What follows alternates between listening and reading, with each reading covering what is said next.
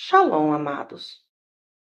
Continuamos com a leitura do livro Jesus, aquele que cura, de E.W. Kenyon. Agora, parte 17, parte final. No final da última parte, nós vimos: o ministério todo de Jesus gira em torno desse ofício do sumo sacerdócio. Como sumo sacerdote, ele levou seu sangue para o Santo dos Santos. Como sumo sacerdote, ele se assentou à destra da majestade no alto. Ele é o sumo sacerdote e mediador entre Deus e o homem. Nenhum homem pode chegar ao Pai senão por ele. Continuando, Jesus disse: Eu sou o caminho, a realidade e a vida. Ninguém pode chegar ao Pai senão por mim. Pedro disse em Atos, capítulo 4, versículo 12: E em nenhum outro há salvação, porque também debaixo do céu nenhum outro nome há, dado entre os homens, pelo qual devemos ser salvos. Jesus é o único caminho sem condenação para a presença de Deus. Não admira que a igreja primitiva tenha sido chamada de o caminho, como vemos em Atos capítulo 9, versículo 2. E ele lhe pediu cartas para as sinagogas de Damasco, a fim de que, caso achasse alguns que eram do caminho, assim homens como mulheres, os levasse presos para Jerusalém. Atos capítulo 19, versículo 9. Mas como alguns deles se endurecessem e não obedecessem, falando mal do caminho perante a multidão, retirou-se deles e separou os discípulos, disputando todos os dias na escola de um certo tirano. E Atos, capítulo 19, versículo 23. Naquele mesmo tempo, houve um não pequeno alvoroço acerca do caminho.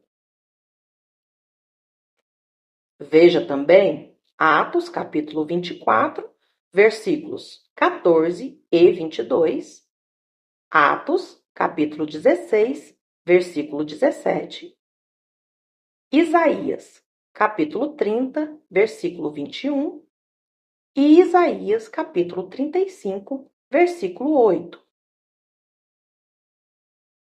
Ele não somente é Senhor, sumo sacerdote e mediador, mas no momento em que o homem aceita a Cristo, ele se torna seu sumo sacerdote e intercessor. Ele intercede pelo crente. Em Isaías capítulo 53, versículo 12, Romanos capítulo 8, versículo 34 e Hebreus capítulo 7, versículo 25, ele é colocado como o intercessor a favor do crente. Ele vive para fazer intercessão. Que ministério, que serviço. Ele não tem oportunidade de ter férias. Ele não tem oportunidade de desistir sequer por um momento. Ninguém mais pode agir como sumo sacerdote, mediador e intercessor. Ele tem outro ministério importante. Ele é o advogado. Quando o crente é tentado e Satanás consegue se assenhorear dele, e ele clama em agonia pedindo misericórdia, nós o ouvimos sussurrar. 1 João, capítulo 1, versículo 9. Se confessarmos os nossos pecados, ele é fiel e justo para nos perdoar os pecados e nos purificar de toda injustiça. Então, ele culmina dizendo no versículo seguinte: Meus filhinhos, Estas coisas vos escrevo, para que não pequeis. E se alguém pecar, temos um advogado para com o Pai, Jesus Cristo, o justo. 1 João, capítulo 2, versículo 1. Ele é justo.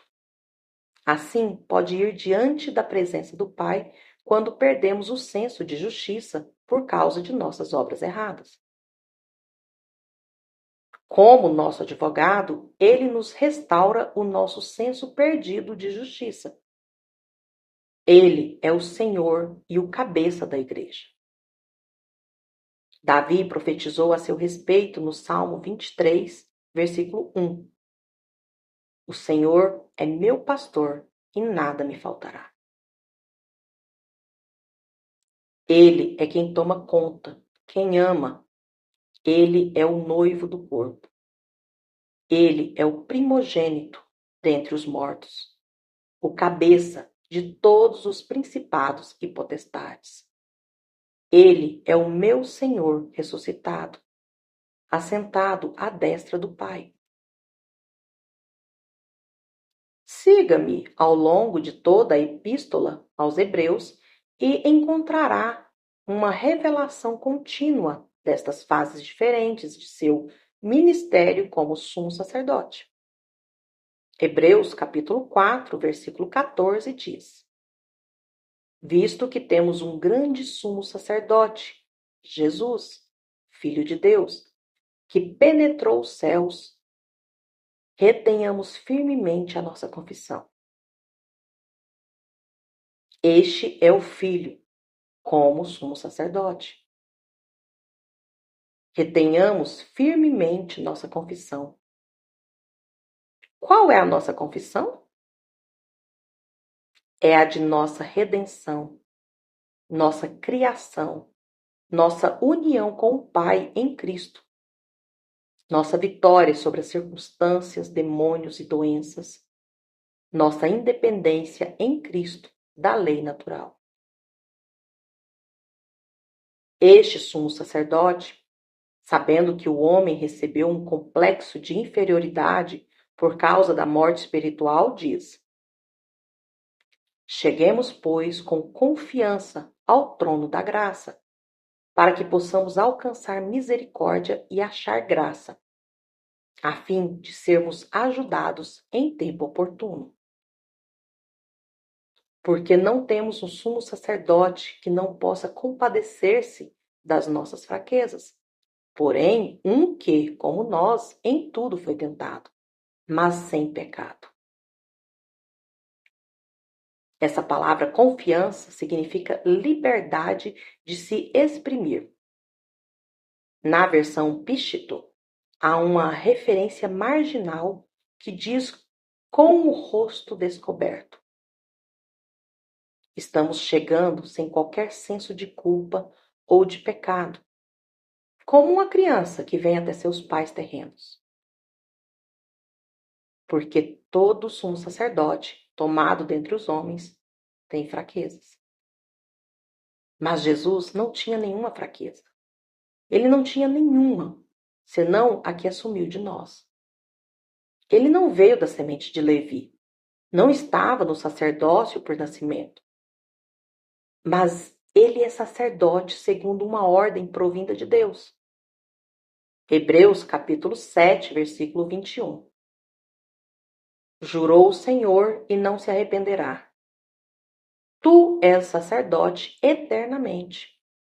De tanto melhor aliança, Jesus foi feito fiador. Ele é o sumo sacerdote. Ele é o fiador desta nova aliança. A nova aliança é encabeçada por ele. Ele era o sacrifício da aliança. Seu sangue era o sangue da aliança. Sua vida era a vida da aliança. Agora, ele é o fiador dessa aliança. Toda a escritura, desde Mateus até Apocalipse, é sustentada pelo próprio Senhor Jesus. Seu próprio trono está por trás de toda palavra. Assim como Deus se tornou o fiador da aliança abraâmica, Jesus agora se torna o fiador desta nova aliança. Ele pode ser porque permanece para sempre. Ele tem seu sacerdócio imutável. Portanto, pode também salvar perfeitamente os que por ele se chegam a Deus, vivendo sempre para interceder por eles. Porque nos convinha tal sumo sacerdote. Penso que não há nenhuma expressão mais doce do que esta em toda a revelação. Considere-o em toda sua graça e beleza, e seu amor transbordante. Nos convinha tal sumo sacerdote. Somos novas criações. Estamos no amado. Somos as coisas mais doces e belas que o Pai possui. Somos membros de seu próprio corpo. Isto Cristo diz no versículo 27. Primeiramente por seus próprios pecados, e depois pelos do povo, porque isso fez ele de uma vez por todas, quando se ofereceu a si mesmo. Tradução literária. Ele foi feito pecado por nós. Ele fez um sacrifício pelos pecados para sempre. Então ele se assentou à destra da majestade no alto. Você entende o que se quer dizer quando é dito que ele se assentou? Significa que sua redenção é algo completo. Você está curado. Você está tão bem quanto Jesus, na mente do Pai. Você é um vencedor absoluto. A pobreza, a falta, a necessidade são coisas do passado. Para que possamos alcançar misericórdia e achar graça, a fim de sermos ajudados em tempo oportuno. O meu Deus suprirá todas as vossas necessidades. Seu Pai Celestial sabe que vocês têm necessidade de todas essas coisas. Jesus demonstrou isso em sua caminhada terrena. Ele alimentou multidões. Ele concedeu aos discípulos um grande arrastão de peixes. Ele transformou água em vinho. Ele curou os enfermos e satisfez toda a necessidade do homem. Esse é o meu Senhor. Ele é o mediador desta nova aliança. Ele se ergue entre a humanidade e o Pai com as mãos perfuradas, o lado ferido e a fonte ensanguentada pelos espinhos. Ele é o mediador. Você pensa que ele rejeitará alguém que vem até o Pai? Nunca. Todo homem não salvo tem o direito legal à vida eterna. Jesus assume a parte dele e se responsabiliza no momento em que o homem diz: Deus, recebo seu filho como meu Salvador e o confesso como meu Senhor. O ministério sumo sacerdotal de Jesus satisfaz toda a necessidade do crente, desde o momento em que ele nasce de novo, até ser conduzido à presença do Pai no final da vida. Conclusão. Você acabou agora de ler este livro. Contudo, ele não lhe causará nenhum bem, a não ser que tenha decidido agir acerca das escrituras citadas. As promessas que cobrem seu caso não serão de nenhuma valia até que você haja sobre elas. Crer é agir sobre a palavra. Fé é resultado de ação. Não poderá haver nenhuma cura, nenhuma libertação, nenhuma vitória até que você haja sobre a palavra. Você pode pedir que outros ajam por você. Eles lhe darão alívio temporário. Mas o que você precisa é aprender a agir por si mesmo. Valeria a pena você conseguir nosso livro e curso de estudo bíblico, A Bíblia à Luz de Nossa Redenção, e começasse a conhecer a palavra. Várias pessoas pediram que incluíssemos neste livro testemunhos das curas milagrosas que foram vistas em nosso ministério, mas não consideramos que isso fosse sábio.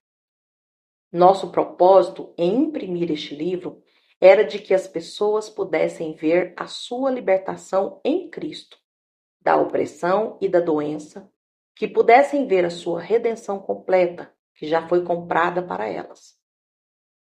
Sentimos que, se elas fossem ler acerca das manifestações físicas nas vidas dos outros, inconscientemente olhariam para a cura de outra pessoa e não veriam a sua própria libertação como já realizada.